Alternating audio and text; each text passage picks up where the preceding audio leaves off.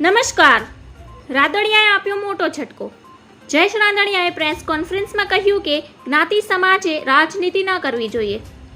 રાદડિયાએ ભાજપના મેન્ડેટ વિરુદ્ધ જઈને ઇફકોની ચૂંટણીમાં પોતાની ઉમેદવારી નોંધાવી હતી અને જીત પણ મેળવી હતી. ત્યારે હવે રાદડિયાને ચૂંટણીમાં હરાવવા માટે પાટીદારોની સંસ્થાના એક ટ્રસ્ટે ભરપૂર પ્રયાસો કર્યાની ચર્ચા છે. આ મુદ્દે હાલ સૌરાષ્ટ્રના પાટીદાર નેતાઓમાં ભારે ધમાસાણ મચ્યું છે. ઇફકોની ચૂંટણીમાં શાનદાર જીત બાદ હવે રાદડિયા વિરુદ્ધ મોરચો શરૂ થયો છે. સૌરાષ્ટ્રમાં હવે ભાજપના પાટીદાર નેતાઓ વચ્ચે ધમાસાણ મચ્યું છે. લેવા પાટીદાર સંસ્થાના ટ્રસ્ટીએ રાદડિયાને હરાવવાના પ્રયાસો કર્યા હોવાની ચર્ચા શરૂ થઈ છે.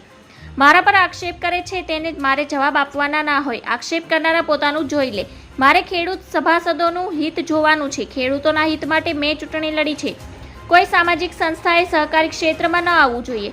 પરેશ ગજેરાએ કહ્યું કે આ ટ્રસ્ટી 4 મુખ્ય ટ્રસ્ટી પૈકીના હોવાનું જાણવા મળે છે અને તેમ હોય તો તેમને પદ પરથી દૂર કરવા જોઈએ અથવા રાજીનામું લઈ લેવું જોઈએ. રાદડિયા લેવા પાટીદાર સમાજના જ આગેવાન છે અને તેમની વિરુદ્ધ આવું થાય તે યોગ્ય નથી.